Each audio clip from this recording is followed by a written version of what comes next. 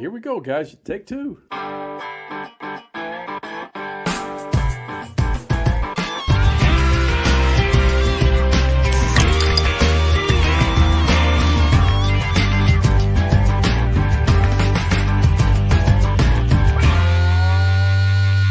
Excerpt of Kyle Larson joining Crash, Statman, and yours truly.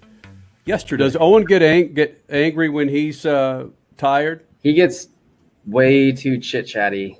He starts fighting it. So, yeah, he just gets a little annoying. Well, hold on, though. Who is Kyle Larson when he's tired? Just tired. I don't know. I don't know what I am like, Caitlin. Just get quiet. So you get quiet, the opposite of your son who gets chit-chatty. Yeah, I just get more quiet, and he gets more chit-chatty.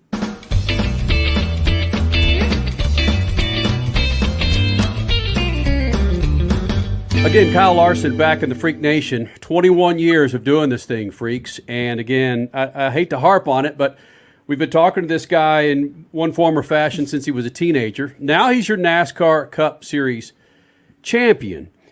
And we go back and look at all the video, Kyle, of your celebration post-race.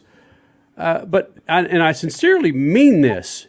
Have you grasped the fact that you are a champion for the NASCAR Cup Series, or is it still just floating around up there in your head somewhere?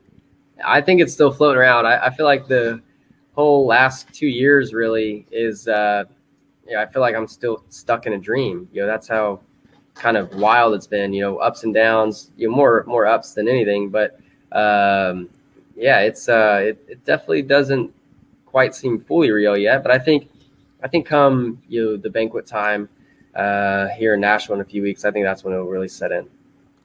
Kyle, we like to have fun with you, and we will. The rest of this interview, I promise we're going to have fun with you, but I want to get to something you just touched on right there about the last 2 years and how they've been a little bit up and down, because it's a dream now, but it came from it didn't really start from an unfortunate situation, but that's part of your story now, and redemption, and the fact that you were able to figure out how to fail forward and make yourself an accident turn into something that could actually be good, and teaching people, a teaching moment. Do you see it that way? Because I'm tired. I'm just going to flat out say this. I'm tired of some of the negativity that's still out on social media. I know that's reality, but I like your story. And I like the fact that you have something that you can say, kids, I messed up, but look at how I made my life better. Do you see it that way? Yeah, definitely. I think, I'm a good,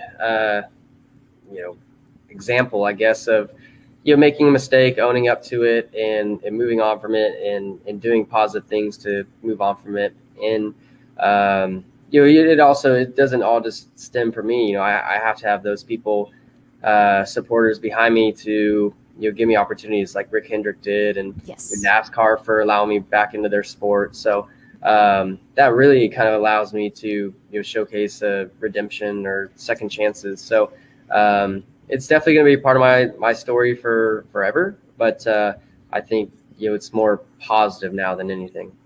But again, there's no redemption without you doing positive things yourself to make changes forward. So again, I just wanted to put that on there. Now let's go back to those other supporters of your career, of which Tony Stewart is one of them, Mario Andretti is one of them, Jeff Gordon is one of them.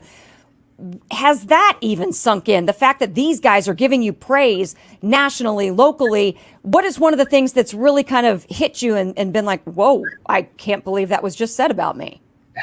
Yeah, I think for sure, hearing about Tony Stewart's tweet and Mario, I got to see, he did a little piece on NBC before the race talking about me. So, and I get to work really closely with Jeff Gordon.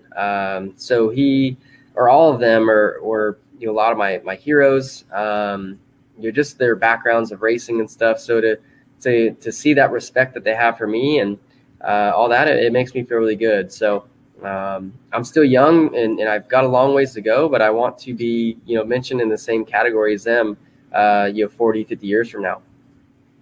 Kyle Larson, quarterbacks and running backs in the NFL give their linemen gifts, Rolex watches or whatever. You plan on some gifts for your pit crew that got you out and it in a sense launched you into this championship. Definitely. I've thought about that. I don't know exactly Ooh. what I'm going to get them yet, but they are very deserving of something. So, without my whole team, really, we wouldn't have been in position to win the championship. But my pit crew, for them to come in that clutch on the final pit stop of the season and put down one of their fastest stops of the year to get us from fourth to first, was the reason why we won the championship. Had we come out second, we don't win. So, they did an amazing job, and I'm very, very thankful for that. I noticed on television they took shots of him cleaning up the pit, and they had their chest stuck out almost to start-finish line. They knew they had done something special. Did they remind you of that in your ear on the radio when you were waiting to restart the race? No, they didn't need to do any reminding. I knew the significance of that pit stop. So, they were consistently one of the best pit crews all year, and for them to put down in the most pressure-packed pit stop of the year, we knew that was gonna be the final pit stop of the season, and for them to bust off a fast stop like that was unbelievable. So I'm so proud of them, and we got to celebrate later that night, so it was cool to get to hang out with everybody. We'll get you back to the interview in just a little bit. Have you heard about Lucas Brake Parts Cleaner? Lucas Brake Parts Cleaner is made of the highest quality components, giving you superior performance and leaving no residue. How do you apply this? You apply Lucas Brake Parts Cleaner liberally to the parts that need to be cleaned. You'll eliminate brake fluid, grease, dust, and dirt components. We know a little bit about that here in the desert, I'd say. And basically what that does is that makes you a happy driver, because now your brake noise is gone and your performance has gone up. Boom. All right, let's get back to the interview now. An English person saying Aston Martin, and that's how you're supposed to say it. I know. We can't even try. Say Aston Martin one more time, Ben. Aston Martin. Yeah, see? Damn. If someone would just give me that elusive DB4 that is just like that car that is like you can't even, like, you've never even seen one, but they're like, you've just seen pictures and they make you drool a little bit.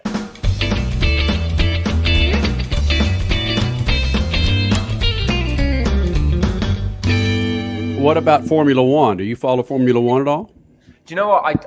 I don't. I am a bit of a motorhead. I've definitely seen every single episode of Top Gear that has ever been produced. So I do love all that, and I love all the motor challenges and stuff. I've never fully got into Formula One, but I do know that Lewis Hamilton was staying down the street from me a little while ago, because he was doing like Instagram posts of the view in Los Angeles. I was like, that's my street. You should have said, hey, tea tomorrow morning? Yeah, exactly. Well, let's jump on that. Ben Barnes joining us here in the Freak Nation, actor and now a hell of a singer, joining us here in the Lucas Oil Studios. And Ben, you're talking about Top Gear. You're talking about Lewis Hamilton, Formula One. And when you talk about Top Gear and you say you've watched every episode, you don't just stumble on that for 3 or 4 years. I mean, that's legit viewing for somebody that's got some Motorhead inside of them. That's it. It's a commitment. I just think I've always sort of said that it was the best cast show ever.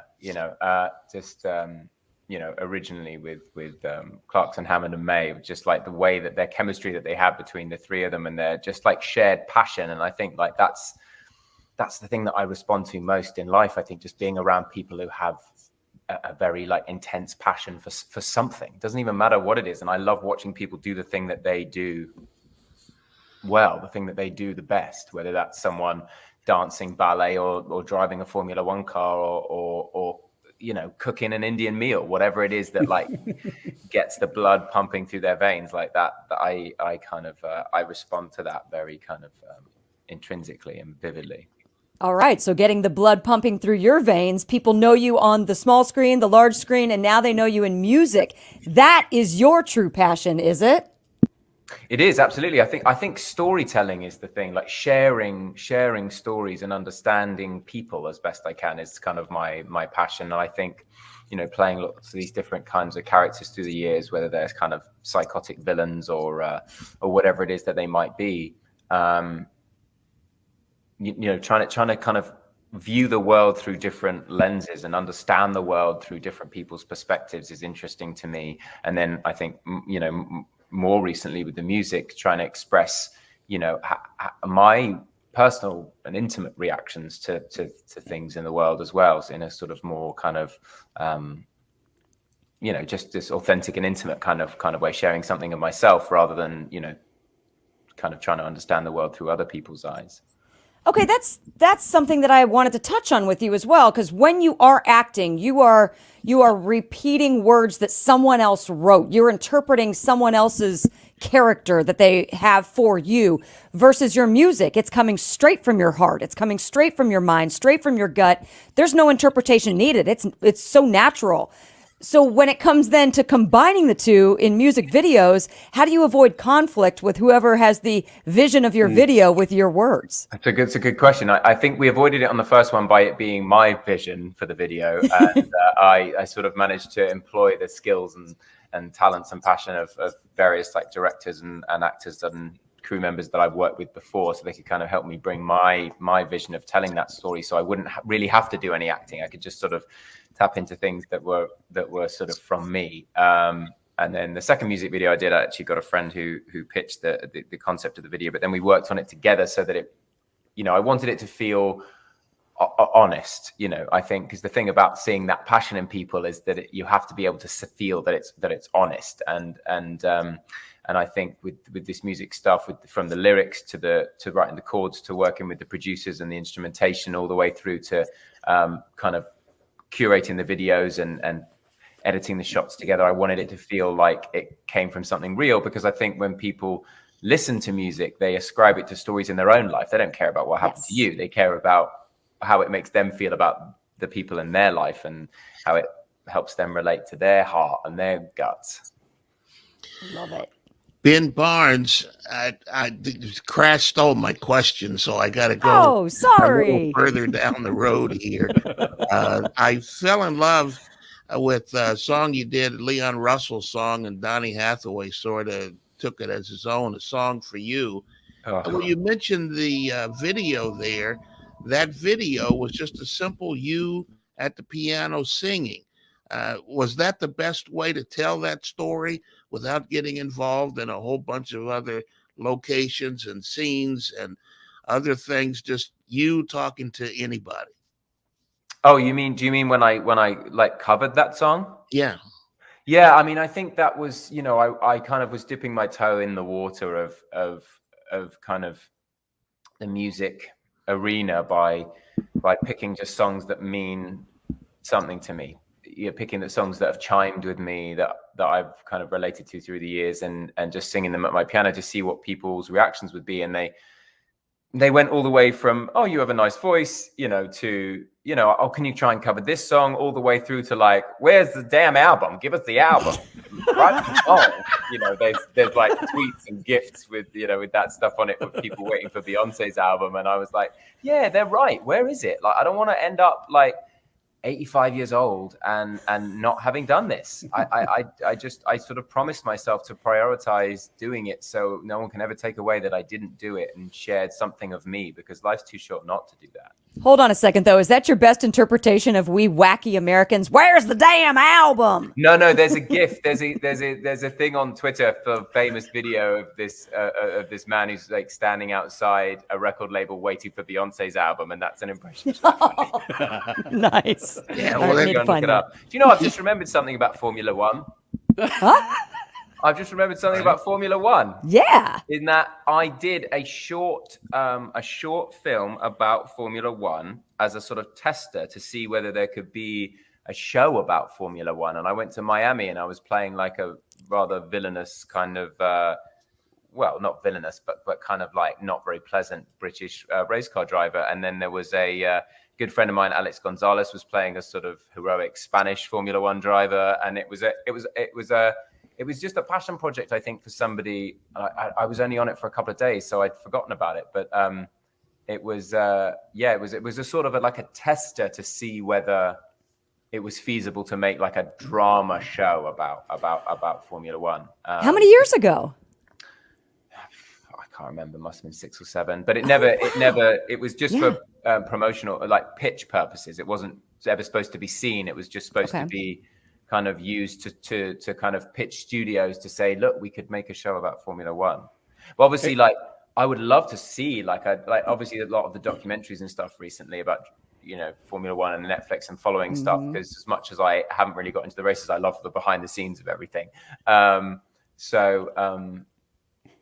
Making an actual drama show about like Formula One drivers, I thought was like a really cool. I thought that was a really cool idea if you could make it grounded. But I think the feasibility of like showing the races and the expense of all that in the end has always proved a bit too difficult for people. Stat, I know you have one more question, but I've got to ask this question. Were they asking you to play Ralph Schumacher? Oh, Jiminy Christmas.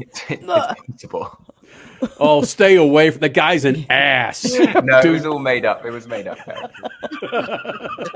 You had to go there, though, didn't you? But his brother Michael Schumacher is one of the greatest drivers in history. But his brother Ralph Schumacher, if you see anything with Ralph Schumacher, Ben, he's not your favorite. I can tell. No, I'm using my Spidey senses of deduction to use. I'm Sherlock Holmesing that he's not your favorite. And those senses that you learned in Westworld, those that applied directly to what he just said. Dialing up my intuition.